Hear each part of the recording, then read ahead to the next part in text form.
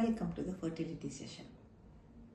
Today I will be talking about DNA fragmentation index. ನಾನು semen analysis ಬಗ್ಗೆ I had told you. ಸೆಮೆನಲ್ಲಿ sperms count, motility ಮತ್ತು morphology we will be looking into it ಅಂತ. So ಒಂದು baby ಆಗಬೇಕು ಅಂತಂದರೆ 50% contribution from the mother and 50% contribution from the father. ಅಂದರೆ XX chromosomes ಅಥವಾ XY ಕ್ರೋಮೋಸೋಮ್ಸ್.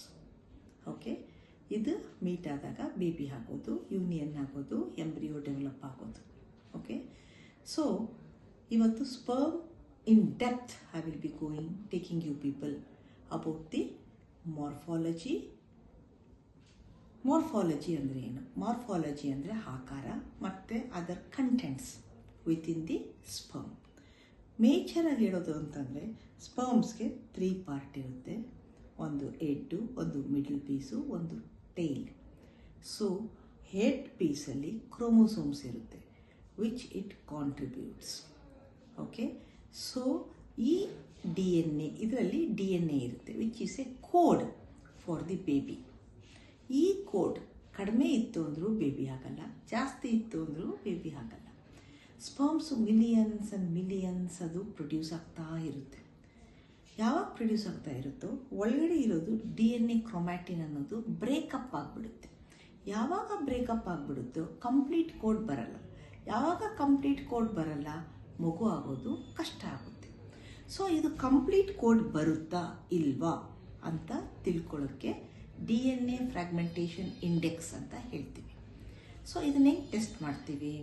ಇದನ್ನು ಆಂಡ್ರಾಲಜಿ ಟೆಕ್ನಿಷಿಯನ್ಸು ಅಥವಾ ಎಂಬ್ರಿಯಾಲಜಿಸ್ಟು ಮಾಡ್ತಾರೆ IVF ಲ್ಯಾಬಲ್ಲಿ.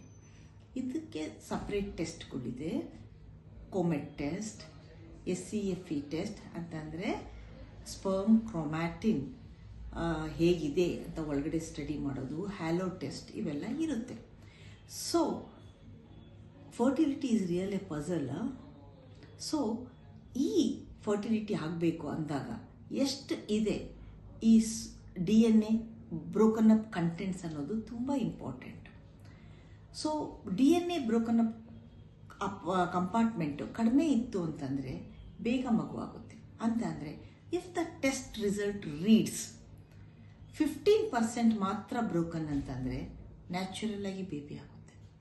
If it is 15 to 25% broken ಅಂತಂದರೆ 15 to 25% ಬ್ರೋಕನ್ ಅಂತ ಅಂದರೆ ನಾವು ಮೋಸ್ಟ್ಲಿ ಅದನ್ನು IUI ಮಾಡಬೇಕು ಅಂತ ಅರ್ಥ. ಯಾತಕ್ಕೆ? ನಾವು ಟೆಕ್ನಿಕಲ್ ಸೆಂಟ್ರಿಫ್ಯೂಜ್ ಮಾಡಿ ಅಥವಾ ಸ್ವಿಮ್ ಅಪ್ ಬಂದಾಗ ಚೆನ್ನಾಗಿರೋ ಸ್ಪರ್ಮ್ಸ್ ಫ್ಲೋಟ್ ಆಗುತ್ತೆ. ಸೊ ಅದನ್ನು ಪಿಪೆಟ್ ಮಾಡಿ ನಾವು ಗರ್ಭಚೀಲಕ್ಕೆ ಹಾಕ್ತೀವಿ. ಆವಾಗ ಸಕ್ಸಸ್ ರೇಟ್ ಜಾಸ್ತಿ ಬರುತ್ತೆ. ಮೂರನೇದು ಏನು ಅಂತಂದರೆ 25% to 50% ಈ DNA ಕ್ರೊಮ್ಯಾಟಿನ್ ಬ್ರೇಕ್ ಆಗಿತ್ತು ಈ ಸ್ಪರ್ಮ್ ಹೆಡ್ಡಲ್ಲಿ ಅಂತ ಅಂದರೆ ನಾವು IVF ಮಾಡಬೇಕು ಅಥವಾ ICSI ಮಾಡಬೇಕು. ಸಪೋಸ್ ಆಗಿಲ್ಲ, ಫಸ್ಟ್ ಟೈಮ್ ಫೇಲ್ಯೂರ್ ಆಯಿತು, ಅಥವಾ ಇನ್ನೂ ಜಾಸ್ತಿ ಚೆನ್ನಾಗಿಲ್ದ ಇರೋ ಸ್ಪರ್ಮ್ಸ್ ಇತ್ತು ವಿತ್ ಮೋರ್ DNA ಬ್ರೋಕನ್ ಅಂತ ಅಂದರೆ we need to do TISA.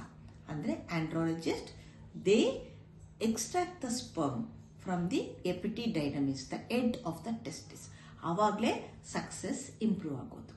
So this is the brief about DFI index. Thank you.